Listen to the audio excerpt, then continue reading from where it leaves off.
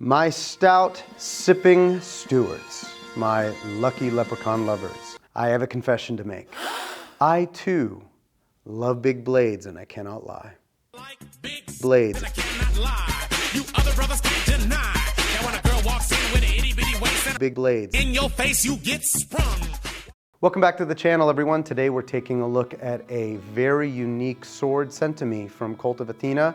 This is the Gallowglass two-handed greatsword by Balaur Arms.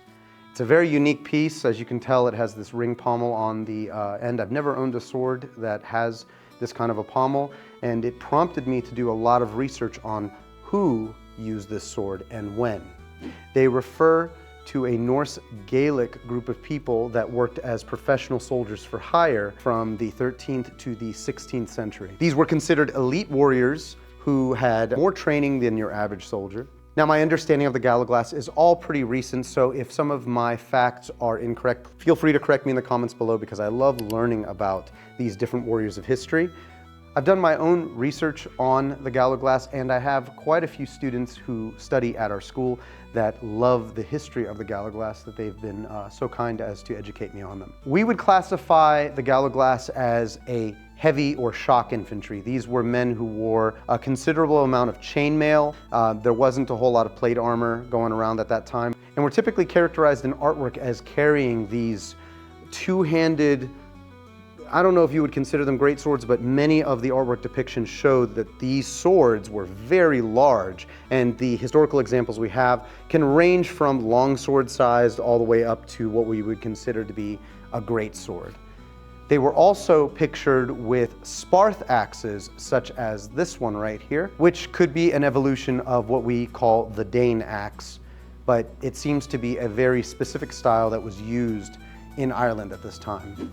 The Gallowglass were definitely known for their prowess, strength, and organization in battle, and they were feared by other factions and professional soldiers such as the English. Kings and chieftains would often hire the Gallowglass to protect their territories from other clans as well as from invasions, but they were used in offensive combat as well. They were pretty prominent until the introduction of gunpowder and firearms, which of course changed most army strategies on combat. Let's take a closer look at the sword itself. The blade is constructed out of a steel that is typically found in Chinese-made reproductions, and this is known as manganese high-carbon steel. There are many other swords made by other manufacturers that use the same steel, and it is a very adequate steel for cutting hard targets, but it is typically not as preferred as 5160 steels that are typically found in non-Chinese reproductions of medieval swords. I personally find that the steel works just fine. My personal findings is that this steel is adequate for cutting even hard targets like bamboo, and bottles and tatami mats are not going to be any problem at all. But it does not have the same edge retention that I have found with 5160 and even 1095. Using steels like this keeps the cost down because the raw materials cost less than other steels, such as the ones I had mentioned before. The blade shape itself is very unique because it doesn't really feature a prominent center ridge line. So oak shot wise, I do not know what this blade would be classified as, but the tip itself comes to a rounded point. It's still really, really sharp at the very end, but it doesn't really have a super defined shape, and I have found that this is also the case in many historical findings as well. The blade length totals out at 38 inches, and the total length of the sword is 51 1/8 inches, so it is a pretty large sword, but I wouldn't say that it's great sword territory. The square peen is very interesting because it is protruding, but I do see that this design is used in arming swords a lot of the time, almost always on a wheel pommel.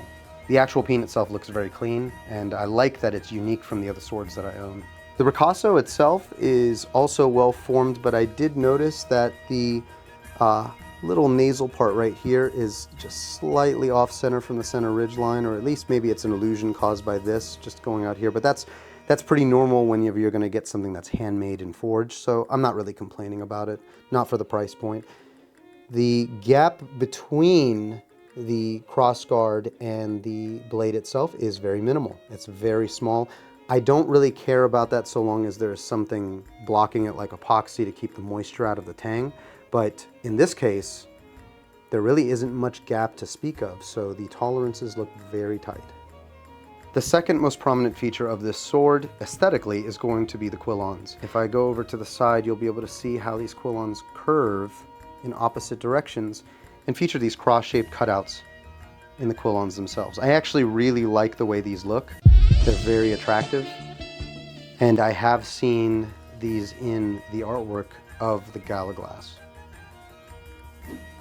All right, so let's take a look at the weight of the sword. All right, so we're looking at 3.55 ounces, which is within longsword historical records. Most of the time when I think of a greatsword weight, I'm thinking of something that is anywhere from 4 to 6 pounds. So the weight of this blade is actually not that heavy.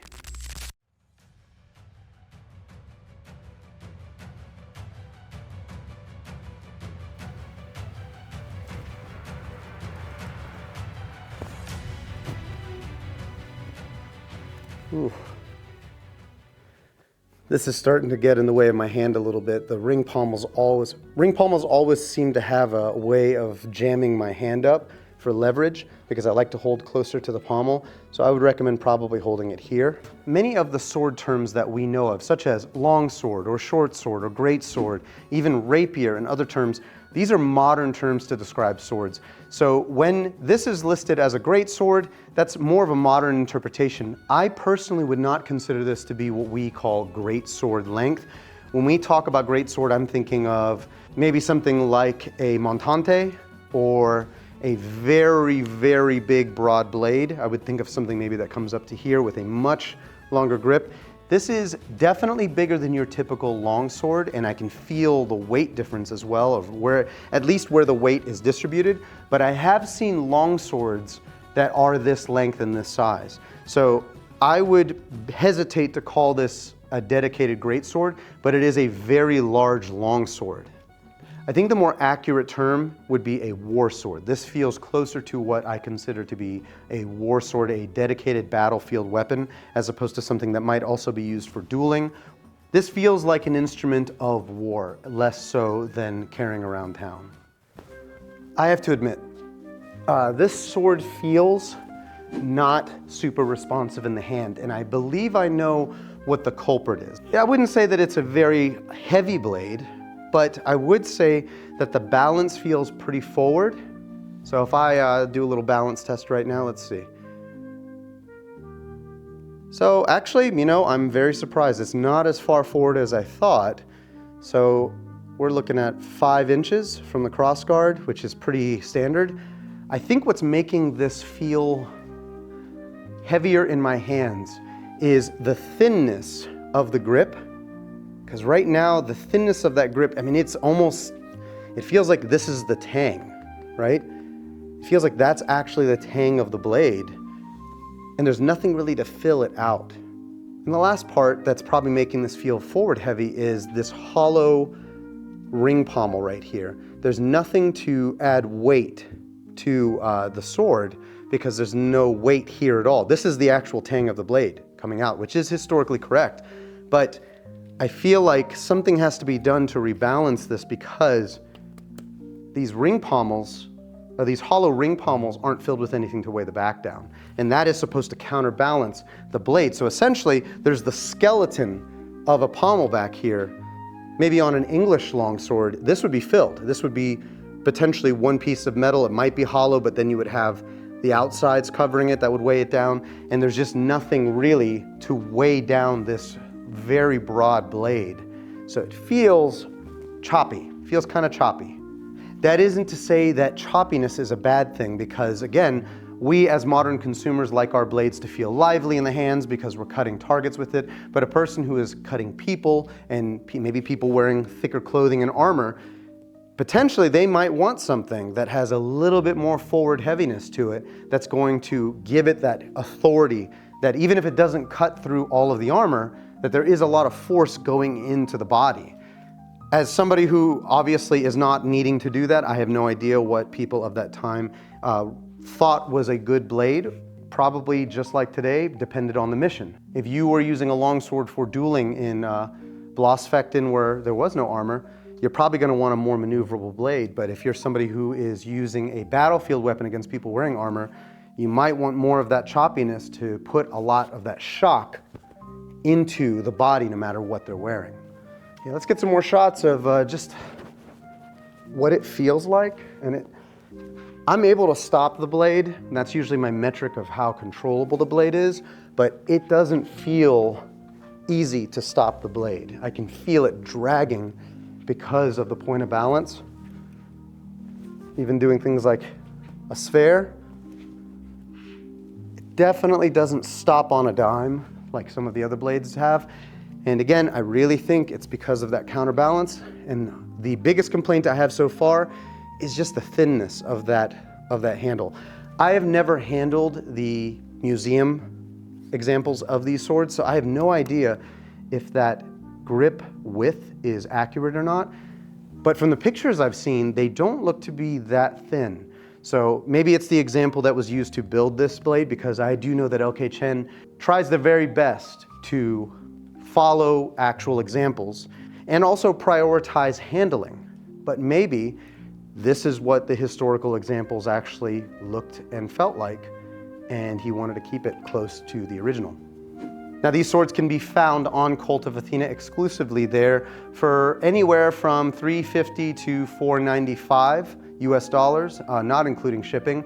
Just like every other Balaur Arms sword, it comes with a wood cord scabbard and chape. Comes with some very cool line work on the scabbard, which is neat.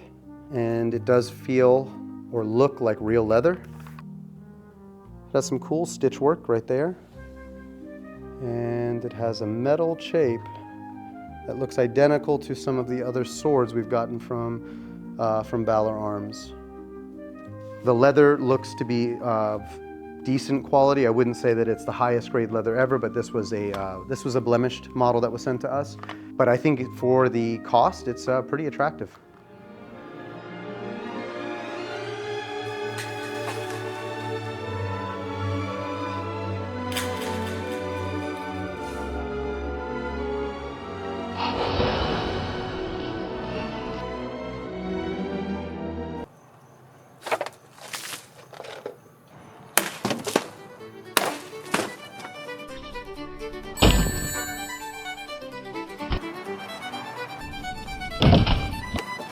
That's pretty easy.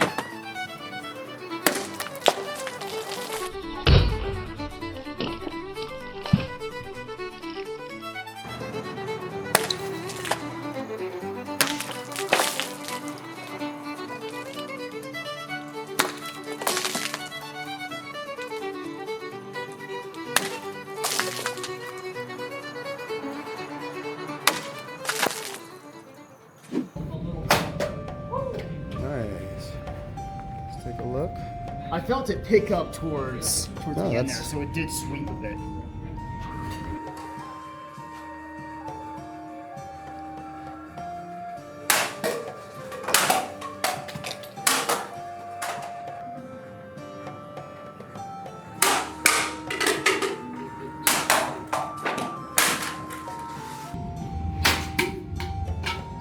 Beautiful cut. That did jolt my hands a lot more than other swords have. Nope. I was so cautious of the floor that I angled out. Yeah, so the angle is just, it's not good with horizontal cuts. Most of these swords aren't. In terms of sharpness, I have to make a disclaimer. As soon as we get a new sword in the school, we all kind of turn into a bunch of silly monkeys. We can't help ourselves. We find the closest target we can get, or wait for another shipment of bamboo to come in, and we start cutting without thinking. It's a problem, I know, guys. I got to get better about it. But the edge has held up extremely well, and the edge did come very sharp, just like all the other Balaur Arms swords we've gotten so far. It is nowhere near as sharp as I would say the other Balaur Arms swords we've gotten in the mail have been. But conversely, I would say that this is probably closer to historically sharp, because the blades that they were using on the battlefield were not razor sharp like we like them today. That is going to, of course, make the edge a lot more brittle and a lot easier to chip. and much harder to repair, and you didn't need a razor sharp sword to be used in the battlefield effectively. Now, there are certain targets that reward sharpness. If you're cutting through gambeson, you can find other YouTube reviews, like I think Skull did one, where he showed that a sharp sword does go through gambeson way easier than a dull sword, but that's only gonna last a few cuts. And if you end up chipping your blade by hitting something hard, you're gonna end up damaging it. You're going to maybe make it more susceptible to breaking or having a catastrophic failure by having those chips. So a lot of times we notice with historical examples, the swords were not razor sharp like we like to see them. They were battlefield sharp, which is still sharp. It's still sharp enough to kill, but it may not cut through paper like we're used to. So I wanted to give you guys more thoughts on what this felt like to cut with, because I do feel that it's worth noting. This sword definitely is a little harder to cut with than, say, the Balaur Arms Italian longsword, or definitely the Alexandria longsword. And the main culprit is just the grip width. I know I keep harping on that, but I don't really know what the originals felt like, so I don't know if this is supposed to be an exact replica of that. I do know that the cutting experience suffers greatly because of how thin the grip is. I feel like I don't have as much force being imparted from my hands and my body into the blade, and some of that is coming back to me. That being said, this sword did go through the toughest target we typically cut swords with, and that is bamboo. It went through no problem once we got the technique down. Did it go through as well as, say, like a katana, like our Balaur Arms katana? No. This definitely met more resistance than the katana did, but the fact that it could go through this and it went through the bottles no problem, I'd say that this is still a very good cutter. If you were to put a keener edge on it, say you were to strop it or to get somebody to apple-seed it, because just like the other swords, it does feature that apple-seated geometry. There is no secondary bevel, which again, LK Chen, keep doing that. I love this. I love the fact that you've put such an attractive edge and there's no ugly secondary bevel on it. This is gonna make it cut way better than a sword that has a kitchen knife secondary bevel style edge on it. But I think mainly due to the feel of the blade, maybe the shape of the blade, I'm not sure, it could have cut a little bit better than I was hoping for. And that again, might just be the fact that this did not come as sharp as some of the other Balaur Arms swords. So who is this sword for, and is it worth the money? Number one, if you are very into Norse culture, especially, a lot of the HEMA students we've had over the years love Viking culture. They love studying what is studyable with Norse martial arts, because I know there's not as much material out there for it. If you're somebody who also is an enthusiast or even a part of Scottish or Irish culture, Gaelic culture in general, this is the long sword for you. I say longsword because it is still shaped like what we consider to be a longsword in HEMA, and I believe that if you are somebody who has always wanted more representation with the culture that you love or are a part of, this is going to be a good cutting blade for you. Is it worth the money? Currently, this sword at its highest price point is almost $500. I would say that this sword is still worth that cost when you consider that it includes the scabbard, it's made from a reputable sword maker, and it does cut well. I do think improvements need to be made to make this sword reach its full potential of $500, such as just widening this grip out a little bit if we're talking about comfort. Again, if this sword is supposed to have a thin grip because of historical accuracy, I stand corrected with that. But I do feel that if somebody like myself, who knew very little about these swords coming in, picks it up and compares it to another sword, they may choose another sword because of how thin this blade is and how it makes it feel in the cut. If there's a way to make the sword balance a little bit further from the tip, and maybe that's just a question of this grip being widened out, I think you would have a no-brainer. This is a winner and it's unique. People are gonna feel like it's not just another run-of-the-mill longsword. They're gonna feel this is unique and it's worth collecting, which is probably why it was made in the first place. But when you compare swords like this to the more expensive and now completely unavailable Albion Gallowglass sword, this does seem a lot less refined than what Albion has to offer. But again, the price difference, you're thinking of 1/3 and even 1/4 the cost of the Albion Gallowglass sword. Similar to how there are so many of us that are enamored by the Landsknecht mercenaries and we all buy equipment and clothing to kind of mimic that whole thing, I believe there's a whole subset of people that enjoy the Irish and Norse mercenaries like the Gallowglass. It makes a great addition to other Gallowglass weapons such as a great axe. I think that this goes very well with that kit. If you guys like our content, please consider liking and subscribing. It really helps us out. And if you want to support us, take a look at our merch. We sell it on our website and there'll be a link down below. If you want to buy this from Kult of Athena, we also have the links down below and that also helps us out. But until then, I got nothing else for you guys. Bye.